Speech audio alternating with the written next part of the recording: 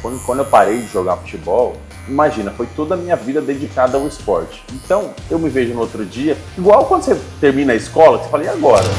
Então, eu posso dizer pra você que a primeira vez que eu falei em público foi pra 2.000 pessoas. Só isso. Só isso. Eu falei, naquele dia eu pensei, cara, se não for pra ser, vai ser na frente de 2.000. Tremeu um pouquinho? Tremi, com certeza. Sabe que quando eu parei de jogar, eu ouvi muitas pessoas que eu era fraco, que, nossa, tá desistindo de uma coisa, nada a ver, você não vai conseguir fazer mais nada na vida. Não que eu quisesse provar nada pra ninguém, mas pra mim, que eu poderia sim transformar minha vida, independente de quanta gente não desiste, não porque é fraco, mas porque não tá dando certo. Não adianta ficar dando soco em ponta de faca, que não vai adiantar. Às vezes é uma direção que você troca que a sua vida muda completamente. Lucas, é um prazer recebê-lo aqui na Barbearia São José, cortando ideias, nosso podcast. E com certeza tem muita história boa pra gente contar aqui hoje. Eu vou te falar uma coisa, o que não falta é história. Eu estou muito feliz de você ter me convidado, estar aqui hoje.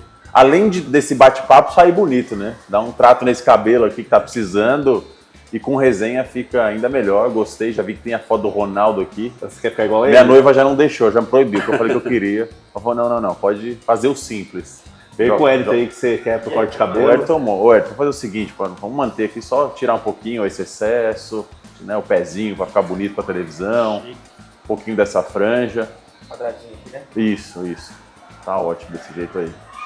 Conhecendo o Lucas hoje, e com certeza algumas pessoas também que seguem a barbearia, não sou público, também sou público, já te conhece com certeza, mas fala quem é o Lucas Tavares, por favor, pra gente. Bom, hoje trabalho na SBT, sou apresentador da SBT Sports Vale, e eu falo hoje que o Lucas já fez um pouco de quase tudo, eu diria. Tem uma carreira no futebol, profissional desde os 16 anos, goleiro sofredor, porque goleiro sofre, né? E hoje eu falo, o pessoal fala, você não se arrepende de ter parado de jogar? Eu falo, eu não, me machuco bem menos hoje. Hoje eu tô do lado que eu posso falar. Mas é gostoso, rodei um pouco por conta do futebol, boa parte do mundo todo, conheci muita gente. E com certeza é uma das coisas que eu mais gosto de fazer, é isso, é conhecer gente nova, papear, conhecer histórias e compartilhar minhas histórias também, viu? Mas cortando o cabelo é a primeira vez que eu faço isso. Já junto útil ao agradável. Exato. Gostei da proposta. Muito bom. É que a gente sempre vai nas barbearias, a gente fica batendo papo, né? E eu não diria às vezes não, toda vez sai uma história legal, é um bate-papo gostoso. A ideia de gravar é muito boa. Que legal. Nós recebemos aqui pessoas, né, do esporte, como Murilo Becker, do basquete, também Renato Santiago, ex-jogador de São José. Nem fale no Renato Santiago, tomei 8 gols dele no último jogo, Deus me livre. Renato, um abraço pra você, viu? Mas sofreu um pouquinho comigo também, hein? Mas eu tenho acompanhado o seu trabalho, eu acompanho a sua rede social e eu percebo que você não é um goleiro amador, você treina de verdade, você faz ali, né, as suas atividades como goleiro e você já jogou em times, já foi profissional. Sim. Conta um pouquinho dessa história antes de começar no SBT como apresentador, você tem uma trajetória como jogador de futebol. Sim. Na verdade, eu sou mais um entre tantos meninos que o sonho era ser jogador de futebol e eu pude realizar esse sonho. Comecei a jogar com 9 anos de idade e não sou aquele goleiro que era ruim na linha, antes que pensasse, você foi no gol porque você era ruim na linha. Não, eu sempre quis ir no gol mesmo. Meu pai já me dava a luva de goleiro com 7 anos de idade, eu tinha, eu falava, não, eu quero ir no gol. E aí essa brincadeira começou a ficar séria. Com 11 anos eu já estava jogando no Corinthians, em São Paulo, no Sub-11. Sim. E aí, enfim, entrei na Portuguesa, fiz toda a base e me profissionalizei. O que você falou, eu fui profissional. Eu tive a oportunidade de realizar o meu sonho de criança, que era me tornar um jogador profissional de futebol, que muitos anos na Portuguesa, então todos os campeonatos de categoria de base, profissional, Copa São Paulo, Copa do Brasil, enfim, eu participei. Vivi uma época muito boa na Portuguesa, quando a gente teve na Série B, o Everton era titular, e eu falo que eu adorava ser reserva desses jogadores, né? Só craque, o Everton, depois chegou o Dida, então eu tive a oportunidade de treinar com grandes nomes. Eu tive a oportunidade também de sair da Portuguesa, joguei nos Estados Unidos, numa franquia do Corinthians, inclusive, que chamava Corinthians USA, depois joguei no Canadá. Eu fui me aventurando, viu? Eu gostava dessa ideia, eu falava assim, se eu não vou jogar aqui, me empresta. Eu gosto de estar jogando e conhecendo gente nova.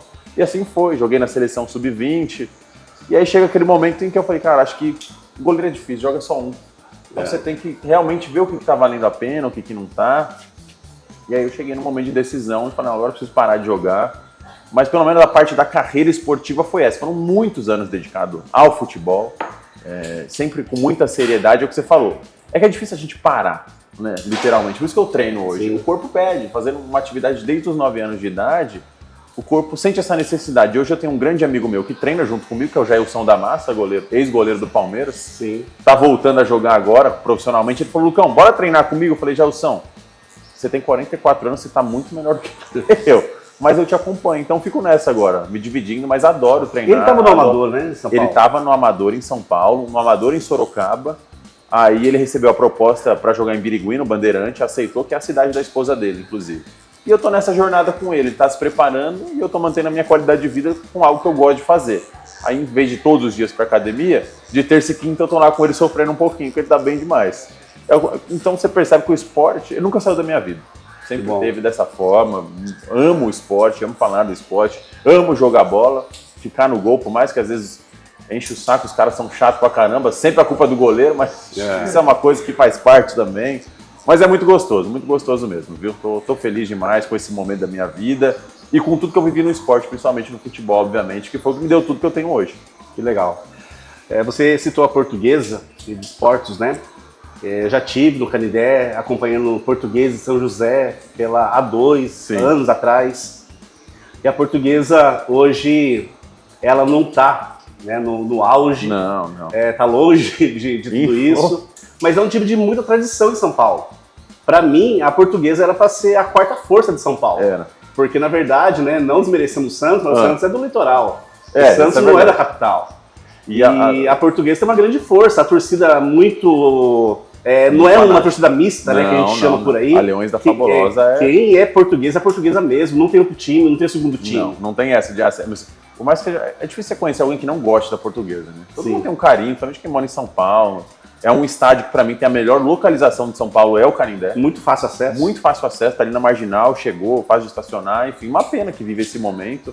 Uma pena que eu tive a oportunidade de viver bons momentos com a Portuguesa na Série B, quando subiu da Série B para a Série A, aquele Canindé vivia cheio.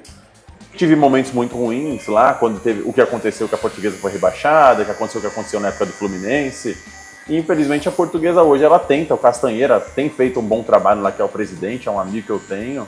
Mas é difícil, né? Depois chegar na Série D, sai da divisão nacional, é um momento complicado, mas eu torço demais para que volte, viu? Merece muito. A Portuguesa é um time, como você bem disse, tem muita tradição, merece voltar a disputar uma Série A de Campeonato Brasileiro, tem que sempre estar no Paulistão da Série A1, porque a camisa pesa demais. E a torcida é muito fanática, é muito apaixonada. Exato. A Leões da Fabulosa, que é a torcida organizada da Portuguesa, ela acompanha o time onde eles vão.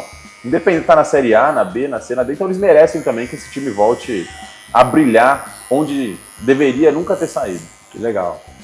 Você é jovem demais, mas tem... Aí é por sua conta.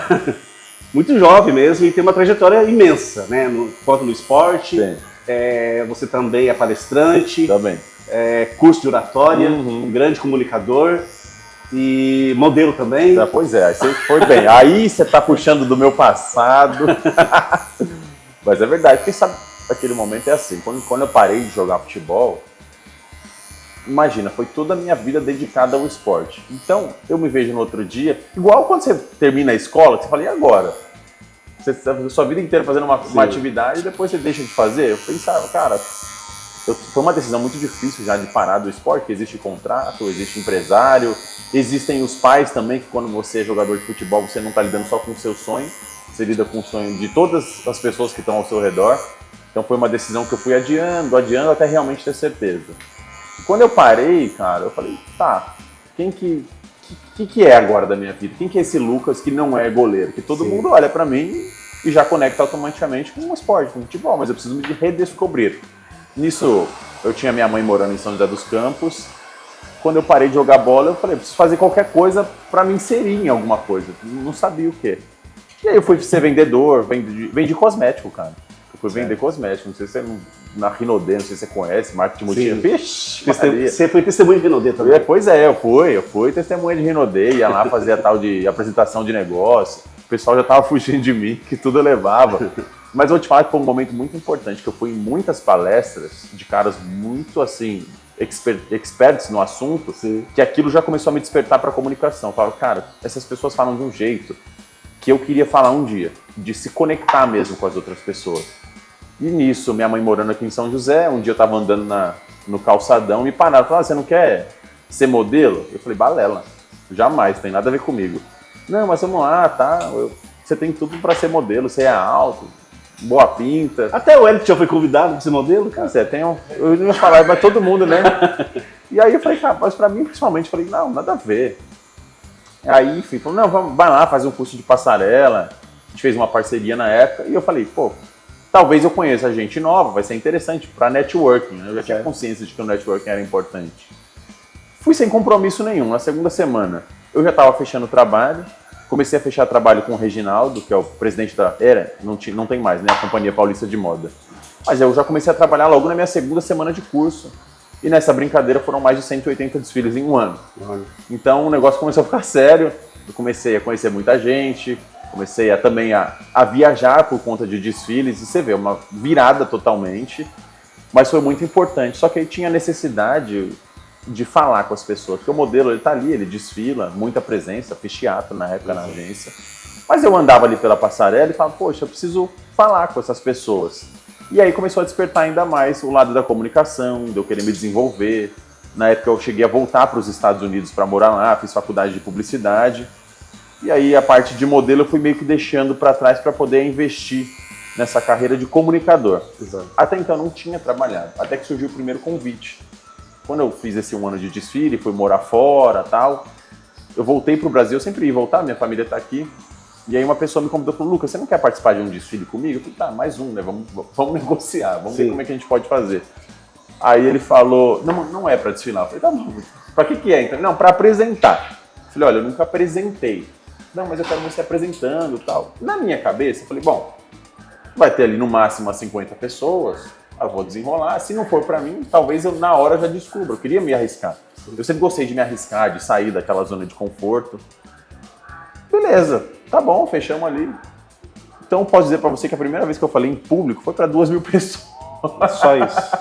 Só isso. Naquele dia eu pensei, cara, se não for pra ser, vai ser na frente de 2.000. Tremeu um pouquinho? Eu tremi, com certeza. Eu tremia, mas eu respirei fundo na época. Cara, não tem mais como desistir. Se não for pra ser, vai ser a última vez que eu faço isso. E aí aconteceu algo mágico. Eu me senti em casa, no palco, adorei conversar com as pessoas e falei, poxa vida, e estou me encontrando de novo. E aí nunca mais parei de me comunicar. Comecei a comunicação, Lucas, a comunicação oratória, é dom ou é técnica? Sabe, as duas coisas. Eu sempre fui o jogador que foi falar. Sempre me empurraram para dar entrevista. Não, você fala bem, você gosta. Então é algo que, mesmo quando eu não tinha consciência disso, é algo que eu gostava. Porque o goleiro se comunica muito bem. Sim. Ele é obrigado a orientar o time inteiro. Toda vez, né? Então, se você orienta errado, você acaba sofrendo gol e a culpa é sua. O goleiro é assim. Então, inconscientemente, eu treinei muito minha oratória quando eu estava no gol, a me impor, a ter postura de liderança, isso tudo por conta do gol. Só que quando eu comecei a estudar, eu vi que não é um dom. E quando eu falo que não é um dom, não é que não existe isso. Existem as pessoas que têm essa facilidade. Mas quando eu falo que não é um dom, é porque todo mundo pode desenvolver. Eu gosto de falar isso para as pessoas, que tem muita gente inteligente demais, muita gente que sabe muita coisa, mas não sabe passar a ideia, daí não adianta nada. Não adianta você ser um gênio em algum assunto, se você não souber passar isso para outra pessoa, conheço um monte. Vai morrer ali. Sim. Então você vai ter um monte de ideia, e aí aquele clichê que é verdade, meu cemitério está cheio de boas ideias, as pessoas não conseguiram tirar do papel. E a comunicação tem muito a ver com isso. E aí veio a minha necessidade de falar, cara, se eu posso fazer isso, por que as pessoas não podem também? Então, do meu jeito, falando da forma até do esporte, eu comecei a trabalhar com pessoas e desenvolver a comunicação delas. E falava, cara, tem coisa que o dinheiro não paga. Porque eu vi as pessoas chegando para mim falando, nossa, Lucas, eu consegui passar na entrevista de emprego, eu consegui falar em público pela primeira vez, eu consegui apresentar meu TCC, eu consegui falar na frente das câmeras. Então isso para mim foi me motivando até eu chegar no meu curso de oratória, consegui hoje ter mais de 5.000 alunos ao redor do Brasil, não só do Brasil, que eu tenho um aluno que mora fora, mas é muito gratificante mostrar que o poder da oratória é muito real. Isso tudo que a gente está fazendo aqui, o storytelling, essa comunicação, às vezes alguém está assistindo, está se conectando e fala, cara, você pode transformar a sua vida através da comunicação. E eu transformei a minha vida através da comunicação. E quando eu tive a consciência de que era importante desenvolver a comunicação, olha onde eu fui para me colocar na frente. E não é fácil, né? Não é fácil. Tem pessoas que têm uma tendência, vou usar essa palavra, a ter uma certa facilidade. Sim, sim. Eu tenho uma filha que tem 11 anos de idade, a Manuela.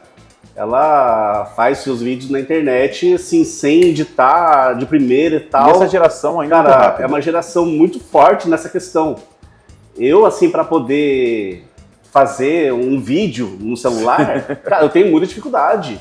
Eu gravo 10, 11, 12 vezes, às vezes eu posto e apago em seguida, porque não tá legal. Então, hoje, né, esse momento que eu tô fazendo aqui do podcast, eu também acabo sendo um comunicador. Certeza, com toda certeza. Um Todo mundo comunicador. Então, eu tenho tentado também me aperfeiçoar nessa área. Como? Lendo. Eu falo muito rápido, então a leitura me ajuda também a falar mais pausadamente. E a leitura ela é fundamental para quem está querendo realmente aprender oratória, porque através da leitura você consegue ler de diferentes modos, modular a sua voz, a entonação é importante. Então, na sua própria leitura, você consegue, peraí, vou ler essa frase diferente, vou trazer um outro jeito, será que a minha dicção tá boa? Será que é possível mudar o tom da voz? Com certeza. Porque eu tenho vergonha de ouvir o meu próprio áudio. Você sabe que... mas acho que você inclui... Mas você escuta no tempo normal ou você dá acelerada? Não, tempo normal. Mas sabe que uma vez eu fiz um treinamento com um australiano e aí muita gente tinha essa dúvida. Nossa, mas o tom da minha voz é isso, será que eu consigo mudar? Ele falou, cara, gente, é hábito. Sim. Você fala dessa forma porque você está acostumado a falar dessa forma. Se você começar a entonar diferente, vai se tornar um hábito também.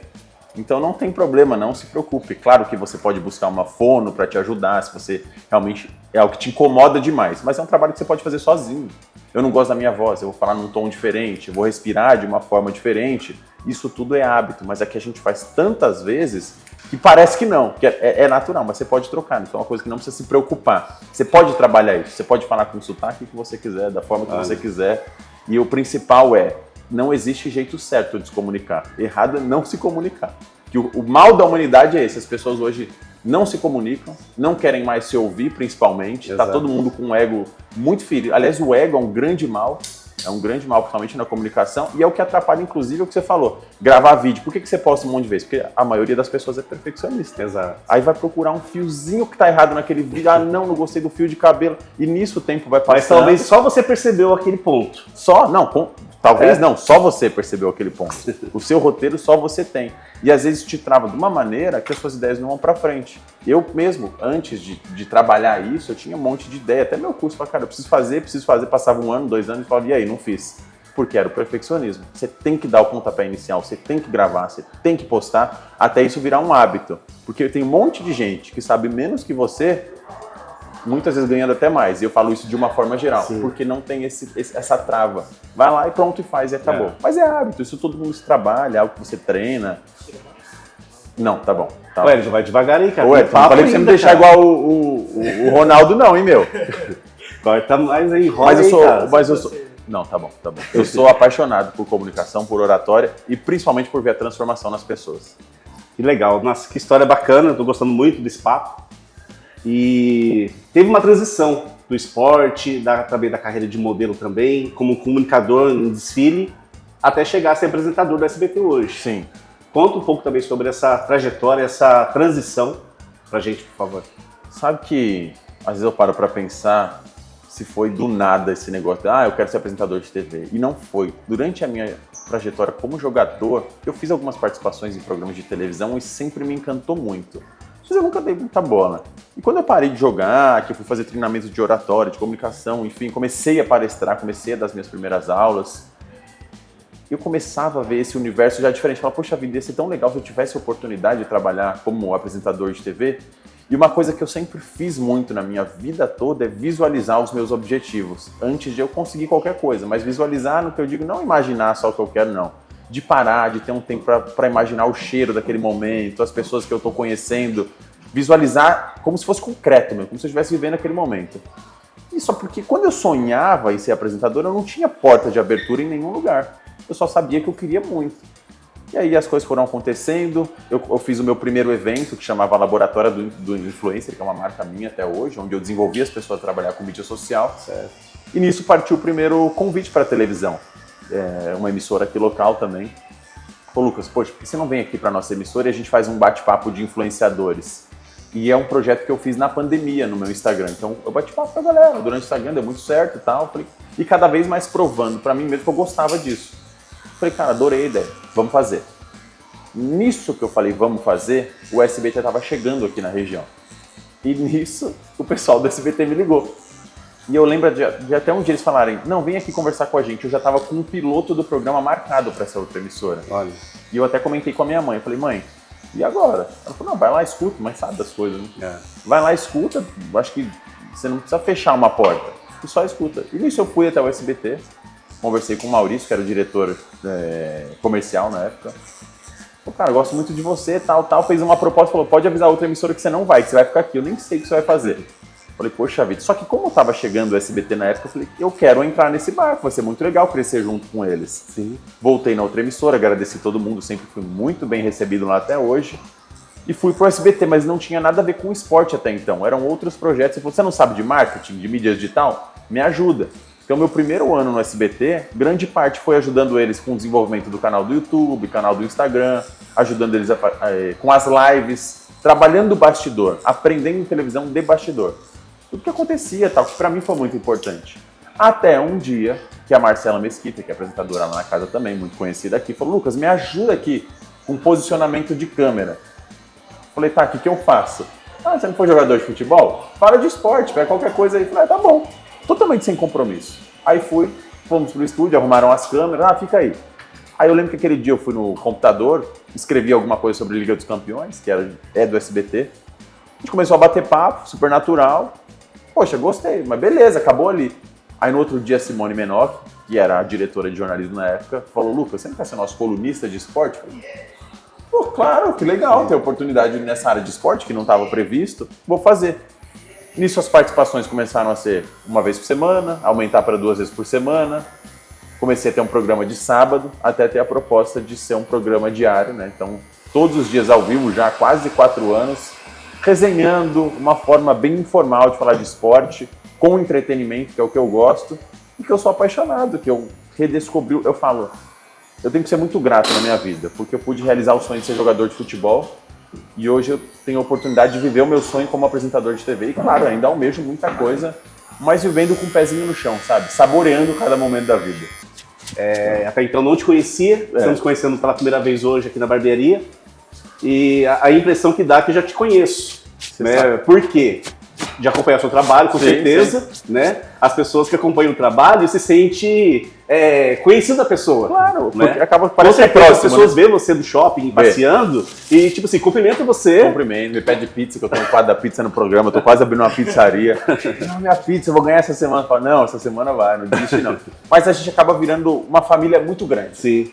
E eu gosto disso. A pessoa chega em mim, minha boca, fala, pô, eu te assisto, a gente bate papo. E é isso, é como se a gente se conhecesse há muitos anos. Exato. Não começa porque a pessoa me vê todo dia. Eu tô entrando na casa da pessoa todos os dias. Eu sou quase um membro da família mesmo. E eu tenho que agradecer muito, porque as pessoas hoje assistem TV aberta e tem uma concorrência gigantesca. E para quem acha que a TV aberta vai morrer, não vai. E eu tenho noção disso na prática. É impressionante o volume de gente que ainda assiste TV aberta. Claro que vai passar por um processo de adaptação. Sim. E muito feliz por fazer parte de milhares de famílias que estão lá comigo todas as noites. Que legal. Eu tava conversando um podcast com o Jorge, do Trolando São José, e eu falei para ele sobre isso. Teve um ponto no podcast que falávamos a respeito de comunicação, no geral. E ele acaba sendo um comunicador também, né? Todo dia dando a cara na internet ali. Às vezes eu ando com ele pelo shopping e eu percebo assim, o quanto de pessoas que conhecem ele, né? Que abraça e pega na mão como se já conhecesse, isso que acabamos de falar. E interessante que a televisão abriu esse leque para você, de oportunidades. Sim. Mas no caso da internet pro Jorge, né, seriam pessoas carismáticas que não teriam oportunidade se não fosse a internet. Também. Então eu tenho certeza que a TV não vai morrer, mas a internet também contribui muito. Com pessoas assim que nunca teriam esse acesso. A internet tornou algo muito mais democrático, de todo mundo poder mostrar o trabalho, de todo mundo poder crescer. Enfim, é um volume de pessoas que têm capacidade de crescer, que talvez se fosse só televisão não teria, mas hoje você tem uma televisão na palma da sua mão. Você pode produzir seu conteúdo, você pode postar o que você quer. Claro que isso dá oportunidade também pra gente ver tudo, absolutamente tudo, e eu não falo que tudo é bom, a gente tem que tomar cuidado com o que a gente consome, mas eu fico muito feliz de ver isso, das pessoas que talvez não tivessem a oportunidade de poder usar a internet para poder crescer, para melhorar de vida. Isso é fantástico, isso é o que a tecnologia traz, a internet traz de favorecimento. E tem que ser. A TV tem que se adaptar, tudo tem que se adaptar, mas o bom é que tá todo mundo tendo oportunidade. Que legal. Muito bom. O Hélito vai mostrar para você agora. está aprovado o corte de cabelo. Se não for aprovado, nós podemos fazer esse corte do Ronaldo, tranquilo também. Não, com certeza. Tem que Ó, minha noiva tá lá atrás, se ela não aprovar também, ih, rapaz. Não, ficou ótimo. É esse mesmo. Já vai pro ar hoje, hein? Se não ficar bom, falar, ó, foi o Hélito que cortou, hein? Não, é isso mesmo. Na verdade, eu passei o A6 e A4 no pezinho. Não, mas é isso mesmo. É um corte meio social ainda, sabe? Não, tá ótimo, Hélito. Cara, você manda bem mesmo. Não foi combinado, ele é bom mesmo. Mas é isso, eu vivo do esporte, vivo da comunicação. Sabe que quando eu parei de jogar, eu vi muitas pessoas que eu era fraco, que, nossa, tá desistindo de uma coisa, nada a ver, você não vai conseguir fazer mais nada na vida. E não que eu quisesse provar nada pra ninguém, mas pra mim, que eu poderia sim transformar minha vida independente. Porque quanta gente não desiste, não porque é fraco, mas porque não tá dando certo. Não adianta ficar dando soco em ponta de faca, que não vai adiantar. Às vezes é uma direção que você troca que a sua vida muda completamente. Só que tem que ter coragem para tomar essa decisão. E você tem que, principalmente, pensar em você e ouvir menos os outros nessa hora. Não tô falando que o conselho não é bom, é bom. Mas o melhor conselho vem de você. O seu coração sabe do que é bom para você. Verdade. Então muitas vezes as pessoas vão tentar desanimar, mas porque não tem coragem de fazer o que você tá fazendo. Não tem coragem de mudar a rota da vida delas, aí fica vivendo a mesma mesmice. Se tá bom, ótimo. Agora, se não tá, a vida é uma só. Se a gente não tentar, cara, quem é que vai tentar pela gente? Com certeza. Não é mesmo? Então, graças a isso, eu consegui mudar a rota, continuo fazendo um monte de loucura, de coisa nova, com responsabilidade, é claro, que a idade já tá chegando, mas eu acho que um pouquinho de responsabilidade nesse sentido, de querer arriscar mesmo, de tentar algo novo, mesmo que tentar todo mundo, não faz isso. Faça, cara. A gente tá passando uma vez por aqui, a única certeza que eu tenho é que eu vou morrer. E eu quero deixar meu legado. Com certeza. Lucas, cara, parabéns pelo seu trabalho de verdade. Prazerzaço conhecê-lo pessoalmente. E com certeza as pessoas que vão assistir esse podcast vão ter um conteúdo legal, vai conhecer um pouquinho mais da sua história também. As pessoas super carismáticas, super gente boa. E obrigado de coração por ter aceitado o convite de estar conosco hoje. Eu fico feliz demais, uma resenha com... Tô saindo até mais bonito, pô. Não é efeito não, ficou legal o corte do Hélito mesmo, mas feliz. Parabéns pela tua história, pela trajetória, pelo trabalho que vocês fazem aqui. É uma equipe fantástica. Quando quiser, você me chama, que eu venho aqui. Se você puder me chamar todo mês, até melhor, que eu já faço. Mas legal. Tenho certeza que o pessoal de casa que está acompanhando, que vai acompanhar o podcast, vai consumir um conteúdo, um bate-papo muito legal. Sim, com certeza. Valeu demais. É isso, tamo junto.